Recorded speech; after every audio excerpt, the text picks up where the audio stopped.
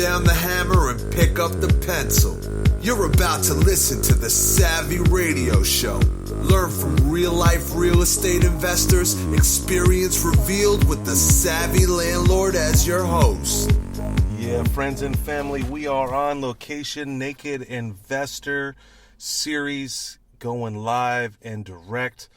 Now, I was thinking when I went to this new market, again, I want to remind you guys, I don't know anyone from anywhere except for one local realtor who doesn't understand wholesaling at all. He's just trying to sell me properties.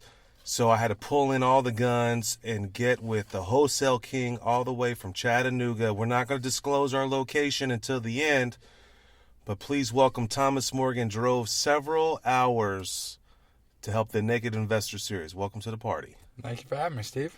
I figured, number one wholesaler, I would say on the East Coast, East Side, can come and give me some pointers. So what's the first? So Thomas has no time to listen to podcasts, so we're going to clue him in real fast. Basically, Thomas, I wanted to show people that you can do this wholesale real estate with a little fun. So what I did was created a logo. I didn't even create a logo. Made some signs, shipped them to a new location, a market I don't know anyone but one person who doesn't even help me. Some bandit signs, some business cards, got call rail rolling, got a website rolling, and now I'm here live, midnight, putting out real estate signs with you. That's the way you do it. Okay, so right out the gate, Thomas shows up, just already pushing me to the max. Go put out signs. Go put out signs. This is where you put out the signs. And, I've been here for a couple of days. My phone didn't ring. I was kind of bummed. And the next thing you know, the next day, within how many hours? Probably 5 hours after putting out the signs. No, it was the next day. We put them out the night before, and we got a call the same night. It was the next morning he called. Yeah, the next day. So less than 24 hours after dropping some signs in a new market, we got a phone call of a guy that wanted to sell 4 properties, 3 houses that he built about 5 or 8, 10 years ago on a couple of lots, and what'd you call it, the mobile home? What was the name of it? It was a modular home because it had a permanent foundation. Yeah, permanent foundation. So basically it was a ghetto trailer home. Trailer of block foundation. And the guy was out of state, and he was tired of being a landlord. He was older. He was 68 years old. Saw our sign and called us. Keep in mind, this guy had a flip phone. He definitely was a landlord. He said he had debt-free of the properties. And we figured out the value of the properties where the 3 brand new builds were worth about $225,000 a piece, maybe $240,000, but not to be overzealous, so around $2 something a piece. And this ghetto mobile home, maybe $75,000, maybe $50,000. And it had an extra lot. So basically 5 lots. The guy wanted $750,000. Yes.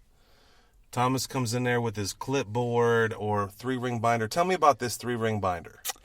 I keep I call it my purchasing binder, but inside it normally has a seller lead sheet. It has blank contracts. It keeps an option in it. I have a couple different documents, seller lead sheets.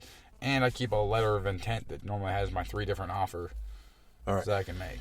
Well, first of all, it looked professional to me. So I caught the call. I was actually working with a contractor on a property and on the phone, and the call came in. You took the call. What was the call like when he called in? Walk me through the phone call. And then we'll get to the binder. Sorry, I don't mean to jump around. Good. He calls me. I saw your sign. He didn't seem real motivated on the phone, but he just said make him an offer. So we get there, and I started doing some more research and found out that he had more properties. He told me on the phone he had 4 properties, but he didn't explain that he owned the block. Right. And a frontage on a busy road. Yeah. So we got this lead. We called him. We took the information, and we actually forgot about it last night. So he called this morning, the next day, which is a Sunday, and he called us, and we called him right back. We got the address. We looked it up on the county. It looked like a viable deal. He said, make me an offer. Yeah. But I can tell it was reasonable, and it was a mobile home. Usually people that buy mobile homes, they know that they're not worth much. So there was a potential profitability there. So anyway, we drove over there. I just posted a picture of Thomas on with this 3-ring binder. Have this 3-ring binder. Now we're back to that point. This 3-ring binder, it makes you kind of look professional. Yeah, where'd you get this idea? How did it come about? Hey, just to keep it organized. I've always kept it around with me. That way I can have pre-printed blank contracts in there I can just fill out. I normally keep seller lead sheets in there because I used to drive around when I'd have my phone forwarded to me. I'd be answering the phone. I want to be able to write all this information down and keep it organized. And so you call it a purchase binder? Yeah, my purchasing binder. Okay, I like that. I'm going to put that on there. Purchasing binder. And it includes like a letter of intent, like an offer, like a dual offer, actual contracts, and a property lead sheet so you can write down all the data that you need. Yes. And you keep this binder in your car at all times. Yeah. All right, ladies and gentlemen, I've been doing real estate for 17 years. Yes, right behind you right now. We're actually in the car, the truck right now. Right behind you, Thomas, is only a manila folder with a couple of contracts in there too. But now you got to step up my effing game with the purchasing binder. So, rookies out there, go buy a cheap 1-inch binder, fill it with these documents, and get the ball rolling. All right, so whatever you do, get your binder, purchasing binder, trademarked by Chattanooga International House King / wholesale connoisseur. So I'm excited that you came and joined us. We went and looked at another property, put an offer in actually before you drove down because you had a flat tire. Yeah. That sucks. Now we saw another property that was a multi-unit for $495 with 7 units. We got to call that one. But we're down here in the trenches, grinding it out, naked investor. So the first thing we did, put out signs, we got calls, and this is another follow-up to the naked investor. Any advice would you give out to people that want to be wholesaling, don't know what they're doing? Learn your market. Yes. Learn the market. That's number one. I watch so many wholesalers that don't know what actual values are, what areas are growing in town. So they focus. You know, that's a good point. We actually called another bandit sign. Since we're down in this new market, I've actually been to this market a couple of times just checking it out. I've never seen a bandit sign. Of course, the minute I buy bandit signs and ship these freaking bandit signs to this new market, I see a bandit sign, a ghetto bandit sign. And the first thing you notice that was handwritten ghetto with the wrong marker. So if you're going to write bandit signs, what marker? And I have it in my truck right here. Boom. Either a Montana ink or Zig Big and Broad. Yep. Wide tip. It's like 3/4 inch tip. Acrylic marker. Yeah. Foolproof. It's a paint marker. Paint marker.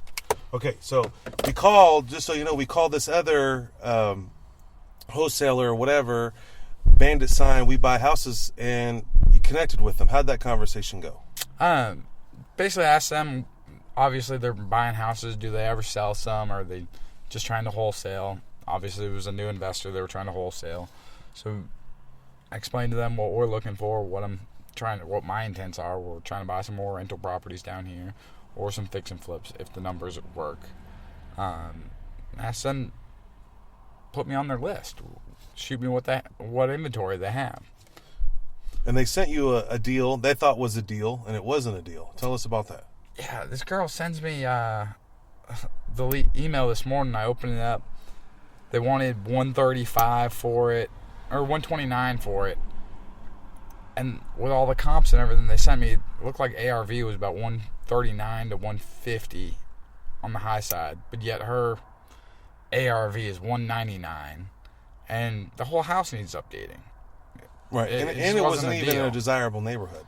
It was an okay neighborhood. So, you know, people with new bandit signs out there, rookies, so, you know, you should call other wholesalers in your market and connect, because you can do a JV. What's a JV?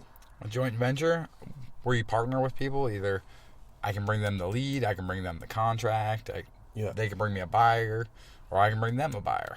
So, ladies and gentlemen, boys and girls, with this wholesaling, you think you're putting out signs, getting the phone to ring, and you can't close it because you don't have the money, or you can't flip it because it may not be a deal. But there's another wholesaler in your market that you can joint venture with, JV with, even just sell the deal off.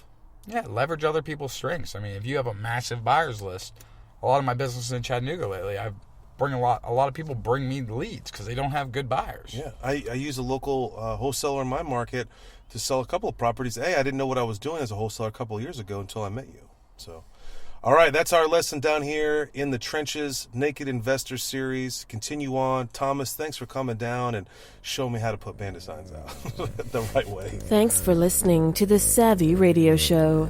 Glide online and listen to our other motivating episodes at savvyradioshow.com. Connect on Twitter at LandlordBook and always be buying assets.